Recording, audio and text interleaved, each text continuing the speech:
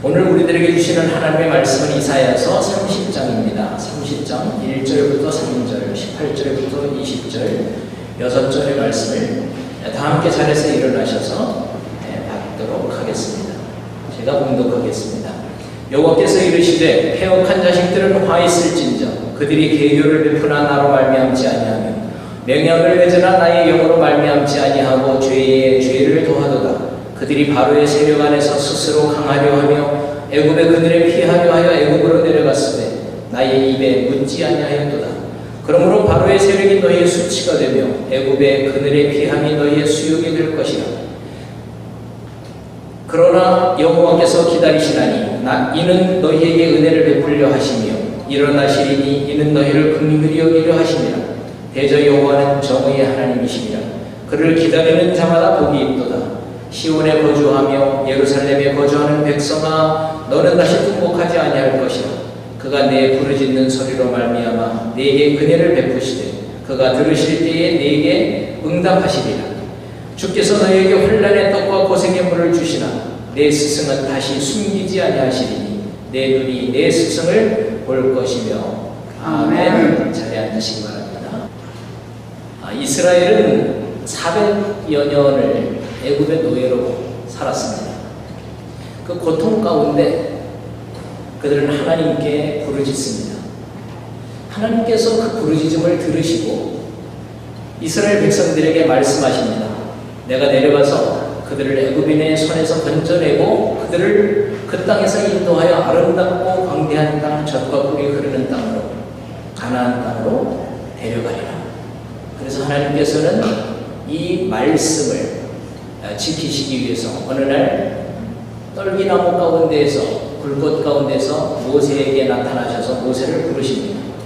그리고 모세를 바로에게 보내셔서 이스라엘 백성들을 출애굽시키십니다.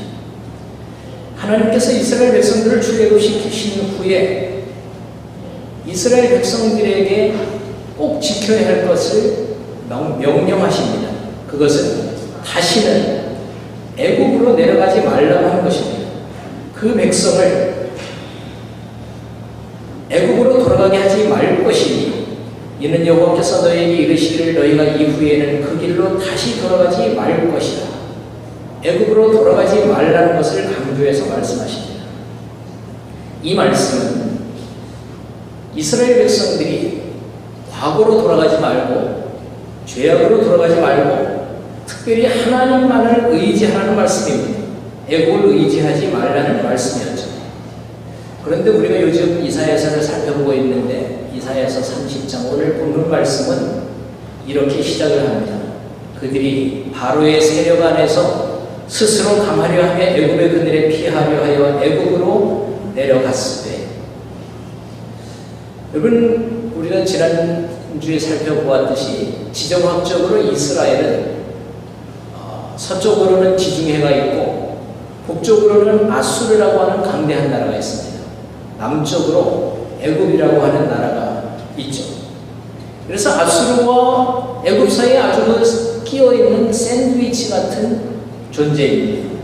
우리나라가 서쪽으로는 중국이라고 하는 강대국이 있고 동쪽으로는 일본이라고 하는 강대국이 있어서 늘 양쪽에 이렇게 침략을 받았듯이 이스라엘도 애굽과 아수르 두 나라 사이에 끼어있기 때문에 양쪽으로부터 늘 공격을 받았습니다. 그런데 이사야 시대인 기원전 8세기경에 이때는 북쪽에 있는 아수르가 아주 강성해집니다. 그래서 세력을 키워서 남진 정책을 써서 남쪽으로 내려옵니다. 그러다 보니까 남쪽으로 내려오는데 첫 번째 부딪히는 것이 이스라엘이죠. 이런 상황에서 이스라엘은 아수르를 대항하기 위해서 그리고 스스로를 보호하기 위해서 남쪽에 있는 애굽을 의지하기로 선택을 합니다. 오늘날 군사보호조약에 해당하는 맹약을 애굽과 함께 맺습니다. 근데 그 모습을 보시고 오늘 하나님께서 이렇게 책망을 하십니다. 패역한 자식들은 화 있을진저 그들이 계교를 베푸나 나로 말미암지 아니하며 맹약을 맺으나 나의 영으로 말미암지 아니하고 죄에 죄를 더하도다. 그들이 바로의 세력 안에서 스스로 강하려 하며 애굽의 그들의 피하려 하여 애굽으로 내려갔도다. 그러나 나의 입에 묻지 아니하였도다. 여기서 하나님께서는 애굽을 의지하고 애굽과 맹약을 맺은 이스라엘의 잘못에 대해서 구체적으로 세 가지를 말씀하십니다. 첫 번째가 나로 말미암지 않고, 두 번째가 나의 영으로 말미암지 않고, 세 번째가 나의 입에 묻지 아니하였도다. 아니하였도다. 영어로는 that plan is not mine, not by my spirit, did not consult with me. 말미암지 아니하였다는 것이죠. 이것은 이스라엘이 환난과 고생과 위기에 처했을 때 하나님을 의지하지 않고, 하나님을 바라보지 않고, 하나님께 기도하지 않고 눈에 보이는 애굽의 병거와 마병과 군대의 강함을 바라보았고, 하나님과의 약속은 잊어버린 채 눈에 보이는 대로 자신의 안전을 위해서 외형적인 물질적인 것을 의지했다는 것입니다. 이것이 죄에 죄를 더한 행위라는 것이죠. 여러분들의 인생의 환난과 고생이 닥쳤을 때 누구를 바라보십니까? 우리들의 인생에 어려움과 위기가 왔을 때 어디를 피하십니까? 예수님께서는 제자들에게 이렇게 말씀하신 적이 있습니다. 너희는 나를 불러 주여 주여 하면서도 어찌하여 내가 말하는 것을 행하지 아니하느냐. 이 말씀은 오늘 본문 말씀과 같은 맥락의 책망인데요. 입술로는 나의 주님, 나의 하나님 이렇게 부르지만 정말 어려움을 당했을 때, 위기가 닥쳤을 때, 환난과 고생이 왔을 때 이때는 하나님을 의지하고 하나님께 나아가는 것이 아니라, 그리고 하나님이 원하시는 행동을 하는 것이 아니라 눈에 보이는 대로 자신에게 이익이 오는 대로 선택하고 행동하는 것을 지적하신 것입니다. 바지사장이라고 하는 말이 있습니다. 이 말은 직함은 표면적으로 지위가 사장입니다. 하지만 실질적인 이익을 챙기고 실질적인 영향력을 행사하는 오너는 따로 있는 것이죠. 즉 이름만 사장인 경우를 바지사장 이렇게 부릅니다. 근데 영어 단어에 이와 비슷한 표현의 단어가 있습니다. figurehead라고 하는 단어인데, 원래 figurehead는 큰 뱃머리 앞에 장식으로 붙인 조각상을 말합니다. 그 조각은 아주 그 사나운 동물 형상이나 사람의 얼굴 혹은 사람의 조각을 세우는 것을 말하는데, 보통은 임금이나 황태자나 어떤 영웅 이런 것들을 갖다 붙이는 것이죠. 여러분 겉보기에 얼마나 멋있습니까? 그리고 큰 데가 전쟁을 하러 나갈 때 제일 앞머리에 있으니까 그 장수 같잖아요. 그렇지만 실제로는 조각상에 불과합니다. 아무런 실권이 없는 것이죠. 따라서 이름뿐인 실권이 없는 명목상의 리더를 조롱할 때에 피겨헤드라고 하는 이런 단어를 씁니다. 그런데 오늘 본문에 나온 이스라엘 백성들이 하나님을 바지사장이나 이런 피겨헤드로 취급했던 것입니다. 우리가 이사야서를 시작할 때 살펴보았던 것처럼 소도 임자를 알고 나귀는 주인의 부유를 알건만은 이스라엘은 알지 못하고 백성은 깨닫지 못하는도다. 이 말씀과 같이 이스라엘 백성들은 하나님을 주인으로 주권자로 인정하지 않았습니다. 그래서 환난과 위기가 닥치면 하나님을 바지사장이나 피겨헤드 정도로 생각하고 실제로는 주위에 있는 나라나 우상을 의지했습니다. 이런 행동에 대한 경고, 하나님의 심판의 경고가 사실 이사야서 1장부터 39장까지 전반부에 나오는 전체적인 주제입니다. 그런데 여러분, 이것이 지금부터 2700여 년 전에 이스라엘 백성들이 하나님을 바지사장이나 피겨헤드로 생각했던 그 모습만이 아니라 지금 현재 우리 그리스도인의 모습은 아닌지 돌이켜보아야 됩니다. 우리가 신앙생활을 한다고 하면서 하나님의 백성이라고 자부심을 가지면서도 하나님을 이런 바지사장이나 피겨헤드 정도로 취급하는 것은 아닙니까? 환난 때에, 위기의 때에 여러분들은 어디를 바라보십니까? 고생의 시기에 여러분들은 어디를 향해 나아가십니까? 이스라엘은 여호와를 바라보지 않고 애굽을 바라보았습니다. 하나님께 나아가지 않고 애굽으로 나아갔습니다. 이 모습을 보시고 하나님께서는 이 패역한 자식들아 화했을진저라고 책망하셨습니다. 하나님께서는 하나님의 백성들이 환난과 고생, 위기와 어려움을 당할 때 하나님께 나아오기를 기대하십니다. 그리고 기다리십니다. 주님, 우리는 주님의 자녀들입니다. 주님, 저는 주님의 도움이 필요합니다. 주님 도와주세요. 이 어려운 상황에서 제가 무엇을 해야 할지 알려주세요.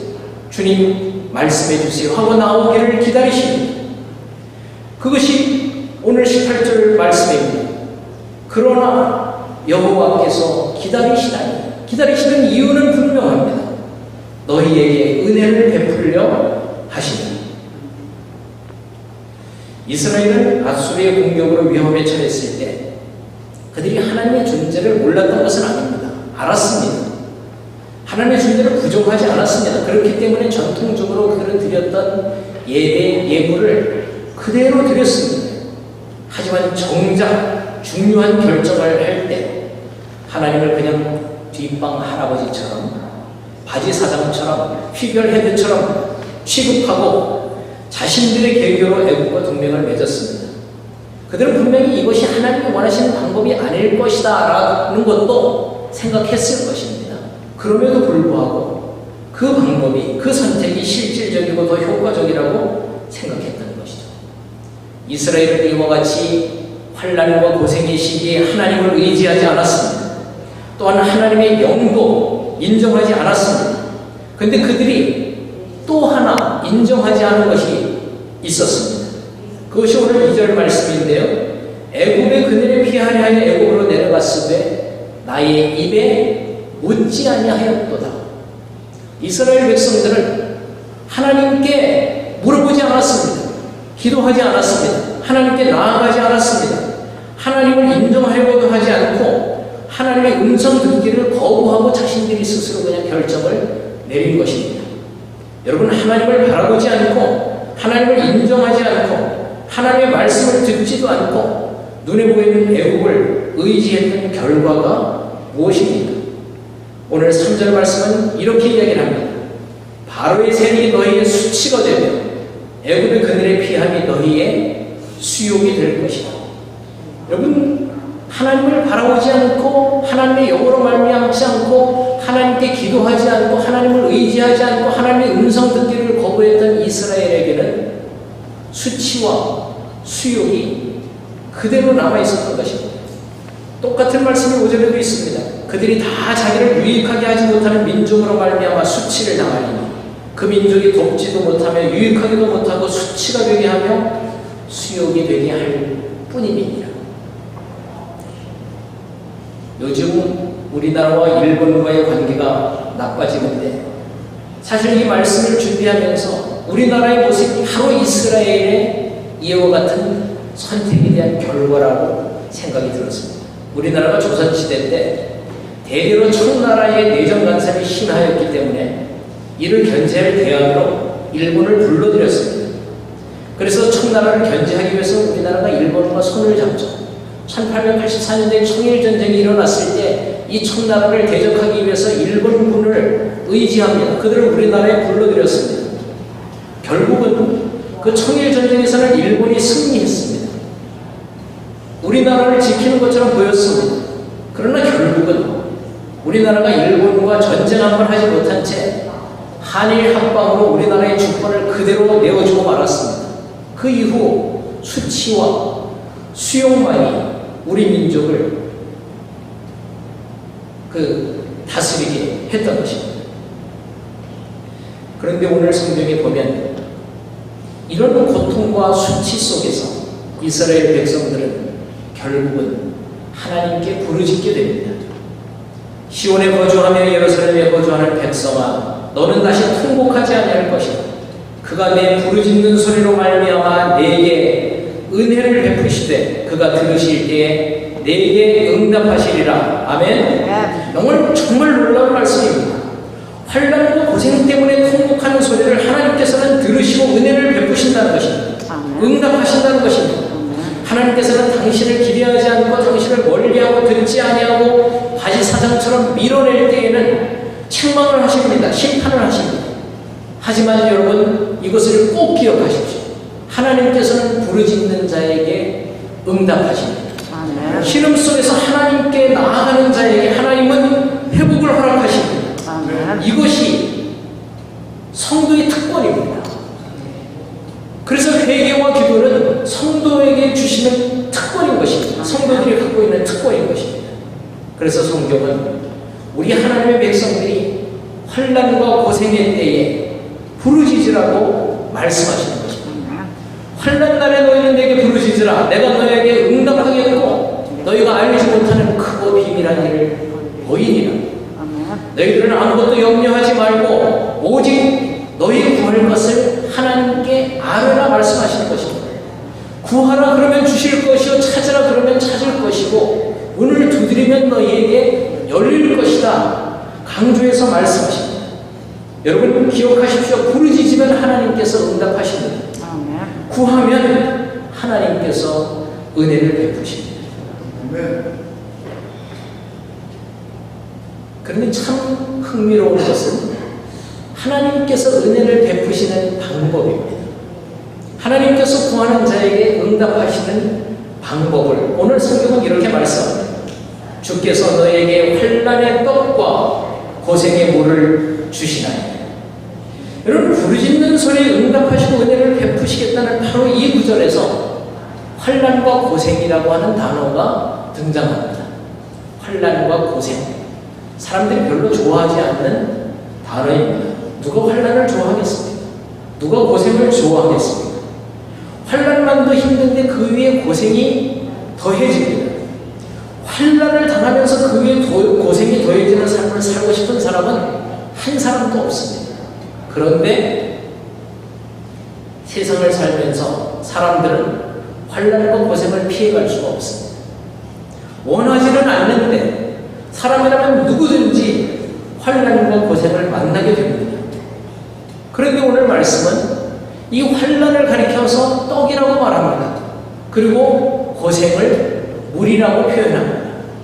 더구나 우리를 사랑하시는 하나님께서 환난의 떡, 고생의 물을 당신을 사랑하는 백성들에게 그리고 부르짖는 자에게 주시겠다고, 하나님께서 주시겠다고 말씀하시는 것입니다. 도대체 환난의 떡과 고생의 물을 주시겠다는 것은 어떤 뜻일까요? 어떤 의미에서 우리들에게 이런 말씀을 하시는 것입니까? 사람이 생명을 유지하기 위해서 가장 필요한 것이 빵, 떡과 물입니다. 따라서 하나님께서 우리들에게 환난의 떡과 고생의 물을 주시겠다 이렇게 말씀하시는 것은 하나님께서 당신의 백성들에게 생명을 주신다는 말씀입니다. 하나님께서는 우리가 당하는 환난과 고생을 우리의 생명을 살리는 일로 그 생명의 풍성함을 누리는 것으로 바꿔주시겠다는 말씀입니다. 하나님을 기대하고 하나님의 영을 사모하고 하나님께 피하고 하나님께 부르짖고 하나님의 말씀을 듣는 자들은 환난과 고생 가운데서도 분명히 하나님의 생명의 역사를 경험합니다. 이런 성도들에게 분명한 소망이 있는 것입니다. 왜냐하면 주님께서 환난의 떡과 고생의 물을 축복의 도구로 사용하시기 때문입니다. 독일의 철학자이자 시인인 괴테가 이런 말을 했습니다. 눈물 젖은 빵을 먹어보지 못한 사람하고는 인생을 논하지 말라. 이 말은 원래 괴테가 쓴 시 눈물 젖은 빵 이런 제목의 그 시에서 나온 말입니다. 그는 이런 시를 썼습니다. 눈물 젖은 빵. 눈물 젖은 빵을 먹어본 적이 없는 자, 슬픈 밤을 한 번이라도 침상에서 울며 지내본 적이 없는 자, 그는 당신을 알지 못하오니 하늘의 권능이시여 당신을 통하여 삶의 길을 우리는 얻었고 불쌍한 죽은 자들을 타락해 하시어 고통 속에 버리셨으되 그럼에도 저희는 죄값을 치르게 됩니다. 괴테는 이 시에서 이런 말을 하는 것입니다. 눈물 젖은 빵을 먹어보지 못한 사람은 끝없는 자신의 욕심 때문에 생명의 주인이신 하나님을 알 수 없고 그 하나님으로부터 오는 참 인생의 의미를 알 길이 없다는 것입니다. 근데 사실 여기서 괴테가 말하는 눈물 젖은 빵은 예수님께서 이 땅에 오셔서 자신의 몸을 십자가에서 주시기 위해서 그 최후의 만찬을 나누시면서 제자들에게 나눠주셨던 성만찬의 빵, 예수 그리스도의 살을 상징합니다. 그런데 이 눈물 젖은 빵이라는 표현은 괴테의 입에서, 괴테의 머리에서 나온 것이 아니라 성경에서 인용한 것입니다. 시편 80편 5절에 그 말씀이 나옵니다. 주께서는 그들을 눈물의 빵으로 양육하시며 많은 눈물을 마시게 하시나이다. 환난의 떡과 고생의 물을 통해 주님은 우리에게 눈물을 주시지만 그 눈물을 통해서 우리를 양육하신다는 것입니다. 이렇게 본다면 고난은 우리에게 분명히 축복이 될 수 있습니다. 왜냐하면 그 고난을 통해서 주님과 가까워질 수 있기 때문인 것입니다. 사람들은 보통 이런 이야기를 합니다. 주님, 저에게 조금 더 좋은 환경을 주세요. 조금 더 수입이 많게 해주세요. 좀 저희 남편이 조금만 더 좋게 바뀌게 해주세요. 조금만 더 저희 아내가 저를 이해하고 저를 격려할 수 있도록 변화시켜 주세요. 조금 더 직장에서 인정받을 수 있도록 승진할 수 있도록 도와주세요. 자녀가 순종적일 수 있도록 도와주세요. 그러면 제가 조금 더 신앙생활을 잘할 수 있을 것 같아요. 여러분, 하지만 성경은 우리가 기도하는, 우리가 원하는 이런 좋은 조건, 이런 나은 환경들은 결국은 우리를 교만으로 인도한다고 말합니다. 레위기서 26장 19절에 보면 너희의 세력으로 말미암은 교만을 꺾고, 즉 세력이 커지는 것, 이것이 교만이라는 것입니다. 역대하서 26장 16절에 의하면 강성하여짐에 그의 마음이 교만하여서 악을 행하게 된다는 것입니다. 강성이 교만이라는 것입니다. 에스겔서 7장 20절은 그 화려한 장식으로 말미암아 교만을 품었고 화려함을 좋아하면 교만해진다는 것입니다. 에스겔서 30장 18, 20절에서 그 교만하는 권세를 그 가운데에서 그치게 할 때 권세가 있으면 교만해진다는 것입니다. 이번째 성경은 우리의 세력이 커지고 강성해지고 화려함을 추구하고 권세를 가지면 교만해진다고 말합니다. 하지만 도리어 환난과 고생을 겪으면 하나님의 은혜를 경험하게 되는 계기가 된다고 말씀합니다. 따라서 환난의 떡과 고생의 물은 우리를 교만하지 못하도록 만드시는 하나님의 방법의 동시에 우리에게 은혜를 주시는 하나님의 축복의 방법인 것입니다. 오늘 말씀은 분명하게 말씀합니다. 주께서 환난의 떡과 고생의 물을 주시나, 주님께서 우리들에게 환난의 떡과 고생의 물을 주신다는 것입니다. 그러나 이것은 환난으로 고생으로 그냥 끝나는 것이 아니라 내 스승은 다시 숨기지 아니하시니 내 눈이 스승을 볼 것이며, 즉 환난과 고생을 통해서 하나님께서는 우리 하나님의 백성들을 가르치시며 빚으시고 거룩한 백성으로 만들어 가신다는 것입니다. 하나님의 스승의 방법을 우리들은 배우게 된다고 말씀하는 것입니다. 고린도후서 1장 4절에서는 우리의 모든 환난 중에서 우리를 위로하사 우리로 하여금 하나님께 받는 위로로서 모든 환난 중에 있는 자들을 능히 위로하게 하시는 이시로다. 하나님은 하나님의 백성들을 능히 comfort, 위로하시는 comforter다, 위로자다, 이렇게 말씀하십니다. 로마서 5장 3절은 우리가 환난 중에서도 즐거워하는 하나님, 이는 환난은 인내를, 인내는 연단은 소망을 이루는 줄 알미로다. 사람들 가운데 가만히 보면 고난 중에서도 잘 견디는 사람이 있습니다. 고난 중에서도 감사하고 기뻐하는 사람이 있습니다. 왜입니까? 하나님의 선하심을 확신하기 때문입니다. 그래서 성경은 고난당할 때 기뻐하라 이렇게 말씀합니다. 이 말씀은 고난으로 자신을 학대하고 즐기라는 것이 아닙니다. 고난을 버리고 기쁨으로 도망치라는 것이 아닙니다. 고난을 선으로 바꾸시는 하나님의 능력을 믿기에 그 하나님의 사랑을 확신하기 때문에 기뻐하라는 것입니다. 예수님께서 우리에게 말씀하실 때 너희의 무거운 짐을 버리라 이렇게 말씀하시지 않으셨습니다. 너희의 무거운 짐을 가지고 다 나에게 나와서 모든 무거운 짐을 나에게 맡겨라 이렇게 말씀하셨죠. 따라서 우리가 고생 중에 기뻐할 수 있는 것은 우리의 무거운 짐과 고생을 하나님께 맡기고 하나님께 드리고 하나님께서는 그 고생을 통하여서 우리를 인내하도록 훈련시키신 후에 하나님께서 새로운 소망, 새로운 축복을 주시기 때문입니다. 그래서 성도는 가난해서 하다고 해서 슬퍼하지 않습니다. 부유하다고 해서 교만하지 않습니다. 성도는 가난하든지 부하든지 하나님으로 인해 기뻐하는 것입니다. 환난과 고생 중에도 나와 함께 하시는 하나님을 기대하며 하나님으로 기뻐하는 것입니다. 하나님을 기뻐하면 하나님께서는 여러분들을 하나님의 기쁨으로 바꾸어 주시고 하나님께서 여러분들을 위해서 일하실 것입니다. 예수님께서는 이 땅에 오실 때 고난 가운데 이 세상에 태어나셨습니다. 평생을 사시면서 많은 슬픔과 박해와 가난과 고통 가운데 사셨습니다. 결국 예수님께서 십자가에 처참하게 달려서 돌아가셨습니다. 하지만 이 세상에 존재했던 모든 사람 가운데 가장 행복하셨던 분이 예수 그리스도이십니다. 왜냐하면 하나님과의 바른 관계가 하나님의 임재를 늘 느끼셨기 때문입니다. 환난과 고생 가운데서도 하나님께서 주시는 생명의 풍성함을 누리셨기 때문입니다. 여러분, 행복의 시작은 그래서 예수 그리스도로부터 시작됩니다.